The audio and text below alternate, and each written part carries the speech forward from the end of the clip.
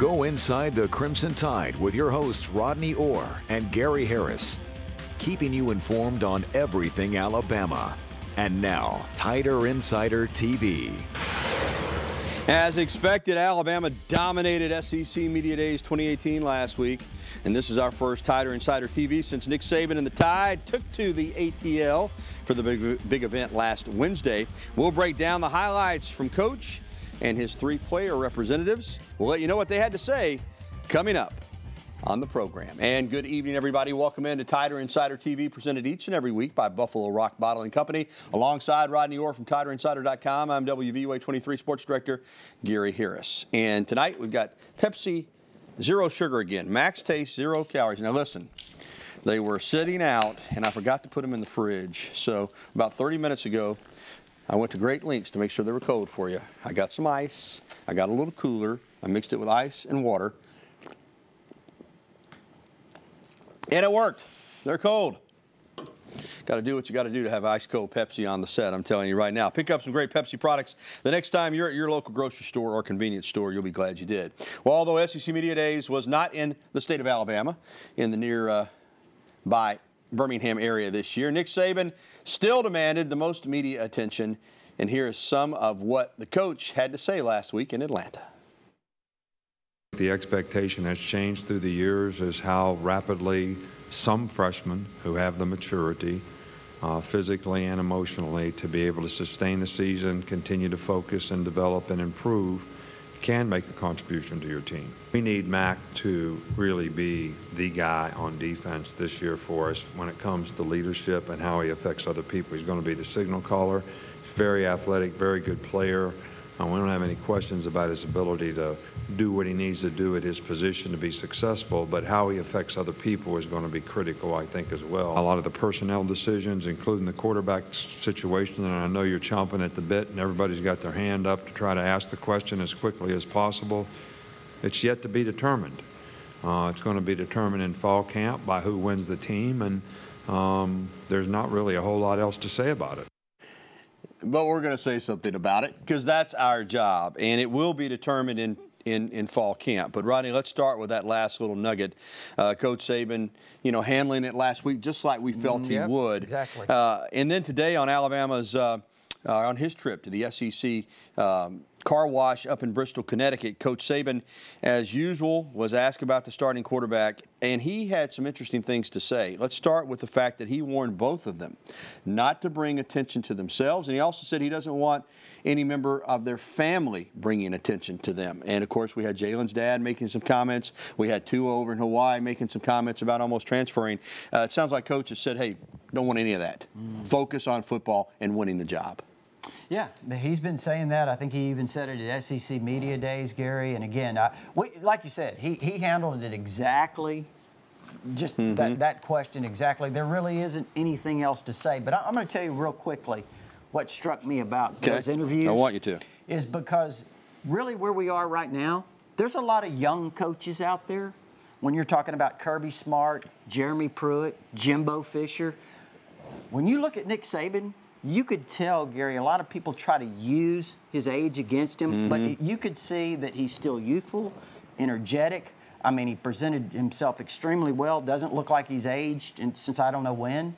And I think that's really something that's very important when you're talking about moving forward in recruiting, because he doesn't look like he's wearing down at all to me. He looks younger than a lot of coaches that he coaches against. Even though they're 10, 15, 20 years younger than him, he'll be 67 on Halloween. Rodney, something else he told ESPN today, and I've got the quote for you because I want your reaction. Saban reiterated that he would be open to the possibility of using both quarterbacks. Here's the quote. Quote, both guys have proven that they're capable of making plays that can help you win games in college. And if that's the case, maybe there's some reason to have a role for both players. And if that's the case, that's what we'll try to do. Unquote. That's a direct quote. Right. What do you make of that? Could Alabama be looking at a two-quarterback system? There's a difference between a role and a two-quarterback system. A true two-quarterback system is you play both guys maybe close to equally. I think what he was saying there was if a guy can contribute in another way or in a certain package or whatever it might be, that maybe he could have some opportunities to have a role aside from the guy who is the starter and the predominant quarterback. You know, that's what I think. I would have a tough time believing that, you know, you see a 2-quarterback system. One thing that remains, TBD. To be determined on all of this. And, Rodney, another strong statement from Saban last week in regards to the defense, the importance of junior linebacker Mack Wilson. He is set to take on a huge role with the play-calling duties on defense. And with all those departures around him, here's what teammate Anthony Jennings said about Wilson's growth at that inside linebacker position. I seen him grow into a leader. He honestly took on the leadership role, and he accepted that, and he's working hard to being the best leader and best player, best role model he can be. So much talk about the quarterbacks, Rodney, but I'm telling you, that defensive signal caller is like the quarterback of the defense, and it's an honor to get to do that. We know Matt Wilson's got the talent, but now Coach Saban is saying it's your time. This is your defense, basically. Yeah, you know, Gary, there's some former players here that played that position that when you talk to them privately, they will tell you they think Mack Wilson has the chance to be the best one of the bunch. Oh, wow. I mean, that's pretty impressive. But, again, he's got to do it. I mean, you see he's physical. I mean, he's smart. He's an instinctive football player. Nick Saban laid out a lot of those things in his comments. And you know what? Mack Wilson, now he's maturing. You can see that with his age. You know, last year at the end of the year, I thought he finished extremely strong. And like you said, Gary, it's his time to step up. It is. And those are big comments that you just mentioned, what his teammates have to say about him. We also heard Coach Saban talk about the role that freshmen played last year. We remember in that national championship game, 6 freshmen on the field on offense in the second half in that comeback victory. Coach Saban says that his program is constantly losing underclassmen to the NFL, so freshmen have to step in and play. Now, this recruiting class for this season, not as highly regarded as some others. Do you see some true freshmen being able to step in and play in 2018? Yeah, I think certainly. I mean, when you look at, you know, some of the guys that they signed, especially in the secondary, you have some really talented guys, Patrick Surtain, Jalen Armour-Davis. We mentioned those guys, Joshua Jobe, Eddie Smith's another guy that's a really talented guy out of Louisiana. You know, you look on kind of goes on and on. Well, you got Ayabi Anoma, who I thought was the best high school pass rusher in the country last year. I think he's got a great shot. And, Gary, I've said it repeatedly on this show, on your radio show, everywhere, TiderInsider.com, Jalen Waddle. At slot receiver and as a kick return guy, I think he's got a chance to be a real difference maker. And real quickly, for these freshmen from last year, like Najee Harris, those receivers, to Leatherwood and on, they should play an even more prominent role this season. Oh, absolutely. And you know, Gary, I've really never, you mentioned it earlier, I've never really seen anything like this, to be honest with you. With true freshmen, some of them hadn't even played a lot throughout the season. Winning the national championship. Come in the fourth quarter, second half, fourth quarter, and they're the determining factors. Win the title. All right, Rod, still to come on Tider Insider Television. The media picked Alabama to win the SEC. We'll have the full predictions coming up. They're not always right. Also, Alabama shows off its one-of-a-kind athletics dining facility. We'll give you a sneak peek.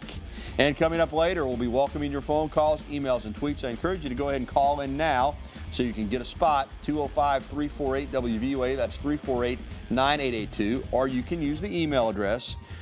Trent and Brandon will be looking for those, TITV@WVUA23.com. Or you can tweet at us. Just use the hashtag TITV, and you can get on the program that way. Tider Insider TV will return right after this timeout.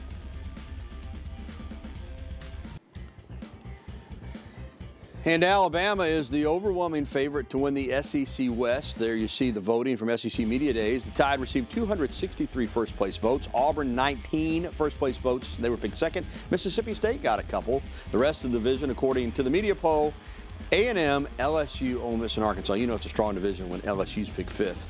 It's Georgia in the East, 271 first-place votes for the Dogs. South Carolina picked up 8 first-place votes. Florida got 4. You see the rest of the standings, and I want to meet the guy or girl who voted Tennessee. First of all, I just think you're an idiot.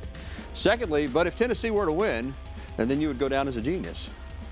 Now, Missouri did not get a vote. They didn't get a first-place vote. Oh, okay. Yeah. All right. But they still finished ahead of those teams that got first-place votes. But I just, again, call me crazy. I don't see Tennessee winning the East after going 0-8 last year. But we saw Auburn go 0-8. in 2012 and come back and win the West 2013. So I guess there's precedent. We shall see. And let me tell you something about Alabama football. Always moving ahead, and now they've got a dining facility that is the envy of college football. Alabama held a tour and a ribbon cutting on Monday for the brand new athletic dining facility at the Malmore Athletic Complex. It's the first of its kind in intercollegiate athletics. Now, there's a smoothie bar, a grab-and-go fuel center, 2 outdoor patio dining areas for the Crimson Tide student athletes, over 50 high-def televisions. They got 5 chefs, high-performance chefs, 4 nutritionists, 20 assistants. It's another example of how Alabama just keeps on evolving and keeps on moving toward the future. When Coach Saban talks about recruits, what they expect when they visit Alabama, they talk about they expect us to be the best. Our new athletic dining facility today is another great reminder of that. For them to get the first-class quality nutrition and have a facility that obviously will serve them well and also attract great recruits here in the future is something that's very important to the continued success of all programs at the university, just not the football program. Also this week, ESPN announcing an all-access series on Alabama's fall camp. It will premiere August 9th, called Training Days Rolling with the Tide.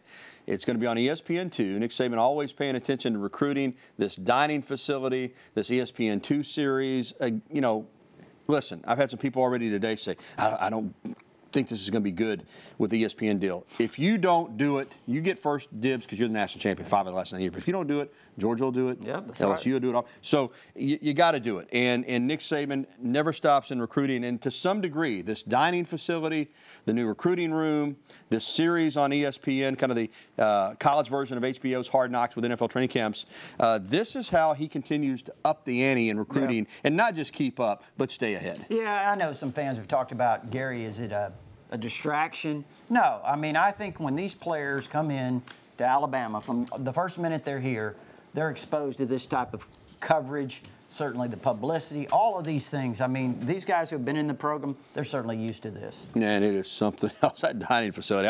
What I got to do to get invited for dinner? I'm going to figure it out. Well, Rodney, the Julio Jones saga took another turn as the Atlanta Falcons star wide receiver and his agent Jimmy Sexton reportedly will not report to fall camp. They're holding out for training camp. Atlanta Falcons management says they will not renegotiate his current deal. He's got a 5-year deal that he's only into the 3rd year of it. It was signed 2 years ago for $45 million guaranteed, $10.8 million guaranteed this year that if he sits out, he doesn't get. I know he wants a better deal. He's the 9th highest paid wide receiver in football now. He's probably the best or arguably the best. But at the same time, he's got a contract. It's making a lot of waves in Atlanta. People are worried. How do you see it? Did you say the 9th? 9th. He's the 9th highest paid wide receiver. That's kind of hard to figure. But, you know, I hope they get it all worked out. Did you ever find those comments from the governor? I didn't. I meant to look for him and I got busy. The governor said he's going to get him into camp somehow. That's right. That's what the Maybe they're going to pass a special tax in Atlanta. Tax people so they can pay Julio Jones. All right, still to come, Alabama adds to its trophy case. And up next, those phone calls, emails, and tweets. We want to hear from Tider Insider Nation. We'll be right back. There's the numbers on the screen with the show that takes you inside the Crimson Tide, the one, the only Tider Insider TV. Well, some members of Alabama's national championship team last season were in Atlanta to receive the MacArthur Trophy. The Tide accepted the trophy at the College Football Hall of Fame following their time at SEC Media Days. The trophy is awarded by the National Football Foundation to the reigning national champions. Alabama holds the record for the most MacArthur Trophy awards won with 9 total. All right, Rodney, let's head to the phone lines. They're lined up for us tonight. First up on line 1 is Sammy in Walker County. What's up, Sammy? Hey, Gary, Rodney. Gary, it sounds like they need some of my tomatoes at that first-class worldwide facility there. I'll tell you what, Sammy. Why don't you get them a couple bushels and take them over there? I got a 5-gallon bucket I just picked about 2 minutes ago. Yeah, vine-ripened tomatoes. Go ahead. Gary, my question, and Rodney, is have y'all got any leads or prospects on the who's going to help Eli up there in the booth? We do, actually. I don't know how much I'm comfortable saying right now, but I got a pretty good handle on this, Rodney. I talked to somebody last night. I think it's down to 3 former players. I'm not going to give out their names, but I'll say that. I think they've interviewed or will interview 3 former players. I think the analysts will come from that group. I think you'll be pleased with any of the 3, and I think an announcement's probably going to come within the next week. How about that, Sammy? Sounds good. And a couple of them played for Coach Saban, and one of them didn't. So that's what I'll say about that. All right, let's stay on the phone lines and stay right here in T-Town and talk with Gene. Gene, welcome into the program. Good program. Thank you. Thank you. Yeah. Speaking of recruits, and we want Alabama teams to all be number one in Yes, champions. ma'am. So what is the status of the Alabama women's basketball team recruits? We Well, seem to lack progress in getting, the 5- and 4-star committee. Well, let me tell you this, Gene. Coach Christy Curry believes she's got the best class that she's ever signed coming in this year as freshmen. So that's progress. And I don't have it in front of me, but I think it's 6 players coming in. She told me on my radio show she feels like this is the best class she's ever signed. And I know they're off to a fast start for next year's class. So I'm with you. It is all about recruiting, regardless of the sport. Basketball has taken big strides, and they've taken big strides on the court too, Rodney. They beat Tennessee and Knoxville last year. They're just within a hair of making it in the NCAA tournament. So, Gene, I think they're on the right track, and the recruiting is going really, really well. Let's get to an email before we go to a break. And have they considered moving Deontay Brown to defense? He's big, strong, and quick. Don't have who sent that in, but yeah, he is all those things. I don't know if they, I think he's still trying to kind of master the offensive line. I don't know of any thoughts of moving him to defense yet. He's number 65. Yeah, right, number 65. He's a pure offensive lineman. I mean, again, the guy's got a lot of ability. There's no question. He has good feet. There's no doubt about that. But I think you'll probably see him stay on the offensive line. All right. Thanks for the email. Corey, we'll get to you when we come back on the hotline. Stay on hold for us. We'll come back with more phone calls, emails, and tweets. Again, there's the phone number, 205-348-9882. Corey and Trustful, we'll get to you next. Tighter Insider Nation, keep those phone lines ringing. We'll be back with more TITV right after this. Our Green Track Bama Bingo Trivia Question of the Week is coming up. First, I need to tell you, you can answer the question on WVOA 23's Facebook page for a chance to win a Green Track Bama Bingo Free Play Power Pack. How about that? Here's the question. Who holds the Alabama record for most tackles in a season? Look at these names. Woodrow Lowe, Thomas Boyd, D'Amico Ryans, and Reuben Foster. Some didn't even make the list. Barry Krause, Rich Wingo, many other great linebackers, Mike Hall. It's one of those 4. Go to our Facebook page now and answer for a chance to win. Those are some guys that could rough you up. Cornelius Bennett, Derek Thomas, not even on there. But some good linebackers are on there. All right, Rodney, let's get right back to the phone lines. Corey has been patiently waiting and Trustful. Corey, what's up, my man? Hey, Gary and Rodney, how are you doing? Hey, very well, buddy. Yeah, I just wanted to get y'all's opinion on how y'all think the offensive and defensive coordinators will mesh together, because with losing, I think, 8 starters on defense, how Thomas will do there, and with offensive coordinator with Mike Loxley, how you think with all the offensive pieces, how you think he'll do a good job? All right, Corey, I think it's a great question. I think how the players adapt to new coordinators, even though they were already on the staff, to Tosh Lupoi and Mike Loxley is critical to the success of this team. Yeah, I do. I think one good thing about it, though, Gary, I think the fact that they have been here, I think those players have already established some really good relationships to them. I think they relate well, really, to those guys. And I think that, Tosh Lupoi obviously has had an opportunity to work under Kirby Smart for a few years, under Jeremy Pruitt, obviously Nick Saban. He's never called a defense. So this is something that's really new for him. So if there is kind of if you want to say a question, maybe that's it. All right, let's get a tweet in, and it's a good one from Goal Line Stan. Vegas has this was the one on the quarterback. It's short. Tua's already a co-favorite with Bryce Love to win the Heisman Trophy, according to Vegas. Will all of this quarterback media attention have an opportunity to disrupt the Alabama locker room? Rodney, I think it is a good question from Goal Line Stan. It is. I think it all starts at the top, and I think it starts with the head coach, and I think, obviously he's the best in the business in a lot of ways, and one of those ways, Gary, is managing that locker room. And, he's told the quarterbacks, you heard it earlier, we don't really want to hear anything that's going to bring attention to yourselves. So I think he's certainly in control of the situation. All right, real quickly, let's go back to the hotline and talk to John in Walker County. John, what you got, man? My question's for the kicking team. Sure. I was wondering, is it going to be like the previous years, or is our kicking team going to look pretty good this year? Well, they're hoping it looks good. I think the coverage team will be great. It always is. Return team will be good. Place kicking, might use both those kickers, Rodney.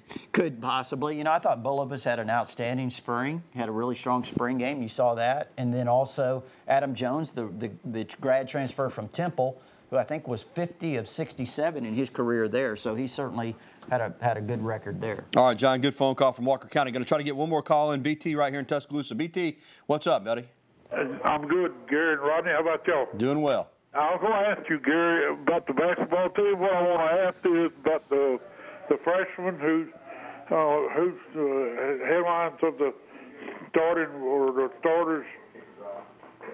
You know what I'm talking about? Well, they got a good freshman class coming in. BT, I don't think it's quite the level of the class from last year, but I think they'll be counting on some of those guys to play. The big news, maybe what you're referring to, is the decommitment from the kid out of Choctawhatchee High School down in Fort Walton, Deontay Smith, who had committed prior to Rashawn Gary committing. He decommitted this week. They play similar positions, and I think Alabama's going to have a big recruiting class. That's probably the one negative for basketball this week, is they did have a decommitment, but still got a good-looking class for this year coming in. And I think when it's all said and done, they're going to have a top 10 recruiting class for this next cycle as well. All right, thanks for the phone calls, emails, and tweets. Still to come, a wedding cake for an Alabama fan gets sabotaged. You'll want to stay tuned for this. We're back after this time out. Let's get rid of that.